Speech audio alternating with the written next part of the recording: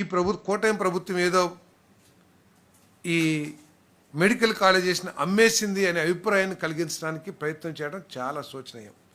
వాళ్ళ దిగజారుడితనం తప్పితే ఇంకోటి కాదని చెప్పేసి మనం చేస్తాను. పీపీపీ అంటే ఇది కేవలం ఆంధ్రప్రదేశ్లోనే కాదు, దేశంలో దాదాపు 70% స్టేట్స్లో పీపీపీ మీద అనేక మెడికల్ కాలేజీలు, మెడికల్ హాస్పిటల్స్ పనిచేస్తూ ఉన్నాయి. ఆఖరికి కర్ణాటకలో తీసుకోండి, లేకపోతే గుజరాత్లో తీసుకోండి, అనేక రాష్ట్రాల్లో చేస్తూ ఉన్నాయి. ఆఖరికి వైఎస్ఆర్ కాంగ్రెస్ పార్టీ ప్రభుత్వ హయాంలో కూడా విజయవాడ గవర్నమెంట్ హాస్పిటల్ని జగన్మోహన్ రెడ్డి గారి ప్రభుత్వం వచ్చిన తర్వాతే పీపీపీకి ఇచ్చారు, కార్డియాక్ డివిజన్ అంతా కూడా.